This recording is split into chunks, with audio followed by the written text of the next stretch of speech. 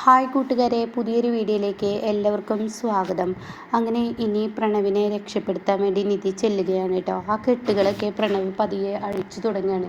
പ്രണവിനെ അഴിച്ചു കൊടുക്കണം കേട്ടോ. ഈ സമയം പ്രണവിനെ അത് അഴിച്ചു കൊടുക്കുമ്പോൾ ഇപ്പുറത്ത് പവിത്രനാണെങ്കിലോ നല്ല ഇടിയിടിക്കുന്നുണ്ട് കേട്ടോ. പവിത്രൻ ആ ഗുണ്ടകളെ തടയാൻ ശ്രമിക്കുമ്പോൾ പവിത്രൻ അത് കഴിയാതെ പോകുന്നുണ്ട്. അപ്പോൾ പ്രണവാണെങ്കിലോ ഈ കെട്ടുകളങ്ങ് അഴിച്ച സമയത്ത് പ്രണവ് പിന്നീട് ഇവരെ അടിച്ച് ശരിപ്പെടുത്തുകയാണ്. അപ്പോൾ നിധി പറയണം, പ്രണവേ നീ ഇവിടെ നിൽക്കാതെ വാ പോവാ എന്ന് പറയണം. അപ്പോൾ പ്രണവ് പറയണേ, നിങ്ങൾ എൻ്റെ ഏട്ടത്തി എന്ന് പറയുന്നത് തന്നെ എന്നോട് തന്നെ പുച്ഛമാണ്. നിങ്ങൾ എന്തിനു വേണ്ടിയാണ് എൻ്റെ മുന്നിൽ വന്നിരിക്കുന്നത്? നിങ്ങളുടെ ഈ നാടകം നിർത്തിയേക്ക്. ഇനി നിങ്ങളുടെ നാടകം എൻ്റെ മുന്നിൽ വേണ്ടെന്ന് പറഞ്ഞിട്ട് നിധിയെ തട്ടിമാറ്റുകയാണ്.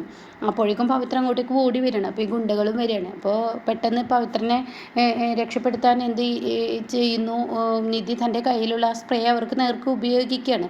അതോടുകൂടി അവരവിടെ മയങ്ങിക്കെടുക്കുകയാണ്. ഇതേ സമയം CKC തിരക്ക് പിടിച്ച് വന്നുകൊണ്ടിരിക്കുകയാണ് കേട്ടോ. CKCക്ക് പേടി, താൻ പിടിക്കപ്പെടുമോ എന്ന പേടി CKCയുടെ ഉള്ളിലുണ്ട് കേട്ടോ. അങ്ങനെ CKC ചീറി പാഞ്ഞും കൊണ്ട് അങ്ങോട്ട് എത്തിക്കൊണ്ടിരിക്കുകയാണ് കേട്ടോ. ഈ സമയമാണെങ്കിലോ നിധിയാണെങ്കിലോ പ്രണവേ വാ നമുക്ക് പോവാം, നിങ്ങളെൻ്റെ ഏട്ടത്തി എന്ന് പറയുന്നത് എനിക്ക് ഉറപ്പാണ്. നിങ്ങളിപ്പോൾ നാടകം നടത്തൊന്നും വേണ്ട. നിങ്ങളിനി എന്ത് നാടകമാണ് എൻ്റെ അടുത്ത് നടത്തുന്നത്? ഇവർക്ക് മുന്നിൽ നിന്ന് എന്നെ തട്ടിക്കൊണ്ട് പോയിട്ട് ഇനി വേറൊരു സ്ഥലത്തോട്ട് കൊണ്ടുപോകാനാണോ? അത് കേട്ടോടെ തന്നെ, അല്ല പ്രണവേ നീ വാ, ഇവർ CKCയുടെ ആളുകളാണ്. CKCയുടെ ആളുകളല്ല, നിങ്ങളാണ് എന്നെ തട്ടിക്കൊണ്ട് പോയത്. CKCയുടെ ആളുകളാണെങ്കിൽ എന്നെ രക്ഷിക്കും. അപ്പോൾ പ്രണവിനെ വലിച്ചഴിച്ച് പവിത്രനും നിധിയും കൂടി കൊണ്ടുപോവാണ്. അപ്പോൾ ഈ സമയം പ്രണവ് കൂട്ടാക്കുന്നില്ല. അപ്പോൾ പവിത്രനോട് നിധി പറയണം, നമുക്കൊന്നും നോക്കണ്ട, അവനെ പിടിച്ചു വലിച്ചോ എന്ന് പറയണം. അങ്ങനെ പിടിച്ചു വലിച്ച് കാറിനുള്ളിൽ അങ്ങ് ഞെരുക്കിയിടുകയാണ് കേട്ടോ. അപ്പോഴേക്കും CKC അവിടെ എത്തുക. പ്രണവ് എന്ന് പറഞ്ഞ് വിളിക്കുന്നുണ്ട്. പക്ഷേ CKC പ്രണവിനെ കാണുന്നുണ്ട്, പ്രണവ് CKCയെ കാണുന്നില്ല കേട്ടോ. അങ്ങനെ എന്തൊരു കഷ്ടം, കയ്യിന്ന് പോയല്ലോ എന്ന് പറഞ്ഞിട്ട് CKC ചൂടാവുകയാണ്. ഇതേ സമയം പ്രണവ് വളരെ ദേഷ്യത്തോടാണ് കേട്ടോ വണ്ടിയിലിരിക്കുന്നത്. പിന്നീട് ഇവർ പാറുവിൻ്റെ അടുത്തെത്തുന്ന ആ രംഗാണ്. പാറു ആണെങ്കിലോ ഉമ്മറത്ത് കണ്ണും പുറത്തോട്ടിട്ട് നോക്കിയിരിക്കുകയാണ്. അങ്ങനെ ഇവരുടെ മുറ്റത്ത് ഇറങ്ങുമ്പോഴേക്കും മോനെ എന്ന് പറഞ്ഞ് പാറു കെട്ടിപ്പിടിക്കാൻ കേട്ടോ.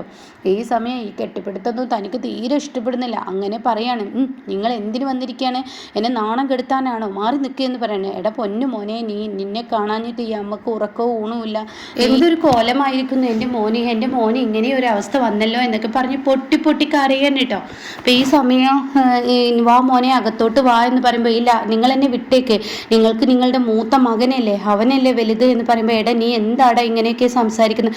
ഒരിക്കൽ ഇങ്ങനെ സംസാരിക്കരുത്. നിന്റെ അമ്മയാടാ, ഞാൻ നിന്നെ എത്ര കഷ്ടപ്പെട്ട് വളർത്തിയതാടാ, എന്താടാ നീ എന്നോട് ഇങ്ങനെയൊക്കെ പറയുന്നതെന്ന് പറയുമ്പോൾ, ഇല്ല നിങ്ങളുടെ മൂത്ത മകനും ഈ നിൽക്കുന്ന എൻ്റെ ഏട്ടത്തി എന്ന് പറയുന്ന ഇവരും കൂടിയിട്ടാണ് എന്നെ ഇന്ന് ഈ നിലയിലാക്കിയത്. എത്ര ദിവസമായി, എന്തിനു വേണ്ടി? സ്വത്തിനു വേണ്ടി. ഇവർക്ക് എന്താ വേണമെങ്കിൽ എടുത്തോട്ടെ. പ്രണവ് നീ വിശ്വസിക്കുന്നതൊക്കെ തെറ്റാണ്. നിന്നെ CKC നിന്റെ ഭാര്യയും കൂടി ചതിയിൽ വീഴ്ത്തിയിരിക്കുക, അത് നീ മനസ്സിലാക്കി? ഇല്ലല്ല, ഇവരാണ് ഇതൊക്കെ ചെയ്തതെന്ന് എൻ്റെ കൺമുന്നിൽ ഞാൻ തെളിഞ്ഞു തന്നു.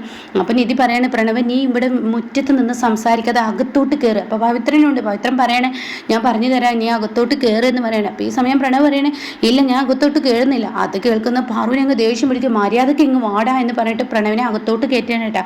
അങ്ങനെ പ്രണവിനോട് പറയണേ, നീ കണ്ണിൽ കാണുന്നതൊന്നും വിശ്വസിക്കല്ലേ, ഇതൊക്കെ തെറ്റാണ്, ഇങ്ങനെയൊന്നല്ല സംഭവിച്ചും കൊണ്ടിരിക്കുന്നത്. നീ അതും മനസ്സിലാക്ക്. നിന്നെ എല്ലാവരും ചതിക്കുകയാണ്. മതി, എന്നെ ചതിച്ചത് ആരാണെന്ന് എനിക്ക് നന്നായി മനസ്സിലായി. അതുകൊണ്ട് ഇനി ഇങ്ങനെയുള്ള വാക്കുകൾ പറഞ്ഞ് എന്നെ നിങ്ങൾ വീഴ്ത്താൻ നോക്കണ്ട. ഇനി ഞാൻ വീഴില്ല. ഈ നിൽക്കുന്ന ഈ ഏട്ടത്തിയാണ് എന്നെ ഈ അവസ്ഥയിലെത്തിയത്. ഇവർക്ക് എന്തിനു വേണ്ടിയാണ്? എടാ നിനക്ക് വേണ്ടി ഇപ്പോൾ ഈ നിൽക്കുന്ന നിധി ഇല്ലായിരുന്നെങ്കിൽ നീ രക്ഷപ്പെട്ടു വരില്ല. ഇവൾ എത്രമാത്രം ബുദ്ധിമുട്ടിയാണ് നിന്റെ മുന്നിലോട്ട് വന്നിരിക്കുന്നത് എന്നുള്ള സത്യം നീ ഒന്ന് മനസ്സിലാക്കി.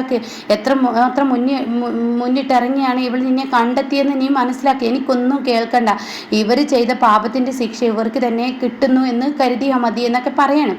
ഈ സമയം എടാ നീ മനസ്സിലാക്കേണ്ടത്, ഇതിൻ്റെ പേരിൽ നിന്റെ സഹോദരൻ, അതായത് ഗൗതം, നീ എത്രമാത്രം സ്നേഹിച്ചിരുന്ന ആ ഏട്ടനാണ് ഇന്ന് ജയിലിൽ പോയി കിടക്കുന്നത്. അതവർക്ക് കിട്ടിയ ശിക്ഷ ദൈവം കൊടുത്ത ശിക്ഷയാണെന്ന് കരുതിക്കോളൂ എന്ന് പറയണം കേട്ടോ. അപ്പോൾ ഈ സമയം പറയണം, ദൈവം കൊടുത്ത ശിക്ഷയല്ല, അവരുടെ പ്രവൃത്തി കൊണ്ട് കിട്ടിയതാണ് നിന്റെ പ്രവൃത്തി കൊണ്ട് കിട്ടിയതാണ്. സ്വന്തം അമ്മ പറയുന്നതും സ്വന്തം കൂടപ്പറപ്പ് പറയുന്നതും നിനക്ക് വിശ്വസിക്കാൻ വയ്യ.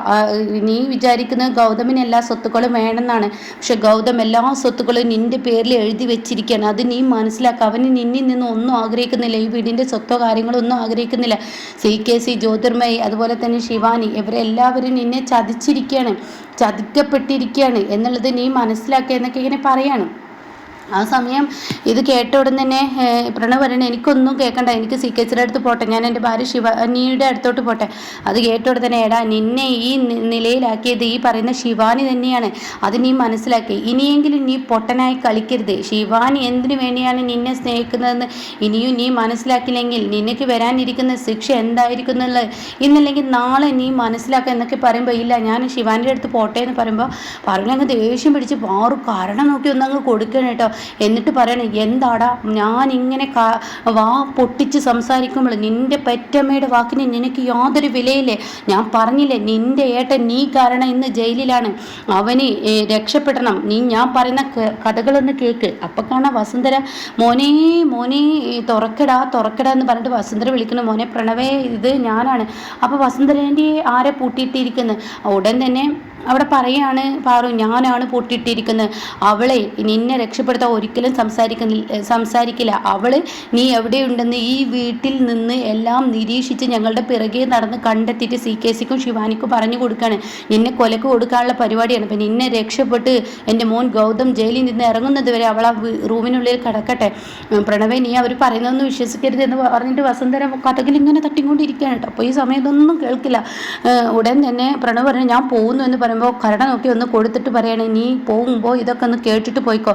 നിന്റെ ജ്യേഷ്ഠൻ, അതായത് ഞാൻ എടുത്ത് വളർത്തിയ ദത്തുപുത്രൻ എന്ന് പറയുന്ന നിങ്ങളെല്ലാവരും പറയുന്നുണ്ടല്ലോ, അവനും നിനക്ക് വേണ്ടിയാണ് ഇന്ന് ജയിലിൽ പോയി കിടക്കുന്നത്. CKC അവനെ കുരുക്കിയിരിക്കുകയാണ്. പിന്നെ ഇത് പറയാണ്, പ്രണവേ ഞാൻ പറയുന്ന വിശ്വസിക്കണം, കാരണം ഒരിക്കലും ഗൗതം നിന്നെ അപായപ്പെടുത്താൻ നോക്കിയിട്ടില്ല, സ്വത്തുക്കൾക്ക് വേണ്ടി ആക്കിയിട്ടില്ല. ആ ടെൻഡർ വിഷയത്തിൽ തട്ടിയെടുക്കാൻ വേണ്ടി പ്രണവേ നിന്നെ അവർ മാറ്റിയതാണ്.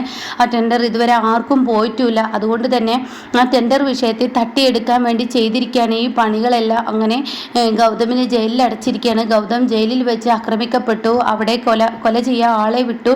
അങ്ങനെ A to Z വരെയുള്ള കാര്യങ്ങൾ പറഞ്ഞു കൊടുക്കാൻ കേട്ടോ. ഇതൊക്കെ കേൾക്കുന്ന പ്രണവ് ഒരു നിമിഷത്തേക്ക് ആകെ മരവിച്ച് പോവാണ്. ആ സമയം പവിത്രം പറയണം, ശരിയാണ്, നിന്നെ കൊല്ലാൻ, നിന്നെ കെട്ടിയിട്ട് പൂട്ടിയിടാൻ എന്നോടാണ് CKC ആവശ്യപ്പെട്ടത് എന്ന് പറയുമ്പോൾ, ഇപ്പോഴെന്താടോ തനിക്കൊരു മാറ്റം എന്ന് പറഞ്ഞ് പ്രണവ് CKC അടിക്കുകയാണ്. അപ്പോഴേക്കും നിധി CKC അല്ല പവിത്രനെ അടിക്കണം. അപ്പോൾ ഉടൻ തന്നെ നിധി ഓടിച്ചെല്ലാണ്. എന്തിനാ അടിക്കുന്നതെന്ന് ചോദിച്ച് നിധി ഓടിച്ചെല്ലാണ്. അപ്പോൾ ഈ സമയം ഉടൻ തന്നെ പവിത്രം പറയണേ, അവനെ അടിച്ചോട്ടെ. അപ്പോൾ പ്രണവ് ചോദിക്കുകയാണ്, ഇപ്പം നീ എന്തിനാ നിധിയുടെ കൂടെ നിന്നത്? ഈ നിൽക്കുന്ന നിധി എൻ്റെ കുഞ്ഞിനെ രക്ഷിച്ചു ഒരു ആക്സിഡൻറ്റിൽ നിന്ന്. അന്ന് എനിക്ക് ഇവരുടെ മഹത്വം മനസ്സിലായി. അപ്പോൾ ഇവർക്കൊപ്പം നിന്ന് ഞാൻ നിന്നെ രക്ഷിക്കാൻ നോക്കിയതാണ്. ഇക്കാര്യങ്ങൾ ഞാൻ CKCയോട് ചെന്ന് പറഞ്ഞപ്പോൾ CKC വേറെ ഗുണ്ടകളെ വെച്ചതാണ്, ഇതാണ് സത്യം. അപ്പോൾ അന്ന് നീ എൻ്റെ മുന്നിൽ വെച്ച് സംസാരിച്ചല്ലോ നിധി മേഡം എന്നൊക്കെ പറഞ്ഞ്, അത് ജ്യോതിർമയി മേഡമാണ്, അവർ പറയുന്നത് പോലെ ഞാൻ നിധി മേഡം ആക്കിയതാണ്. അങ്ങനെ ഒരു തെറ്റിദ്ധാരണ നിന്നിൽ ഉണ്ടാക്കാനാണ് ശ്രമിച്ചത് എന്നൊക്കെ പറയുമ്പോൾ പ്രണവിന് കാര്യങ്ങൾ പിടികിട്ടാണ് കേട്ടോ. അങ്ങനെ നിധി പറയണേ, ഇനി നാളത്തെ ഒരു ദിവസമേ ഉള്ളൂ, നിന്നെ രക്ഷിച്ച് കോർട്ടിൽ കൊണ്ടുവരാ എന്നാണ് ഞാൻ പറഞ്ഞിരിക്കുന്നത്. ആ കോർട്ടിൽ നീ സത്യങ്ങൾ വിളിച്ചു പറഞ്ഞു കഴിഞ്ഞാൽ തീർച്ചയായും ഇതോടുകൂടി കോടതിയിൽ ഈ ഒരു സത്യങ്ങൾ വിളിച്ചു പറഞ്ഞാൽ ഗൗതം പുറത്തിറങ്ങും.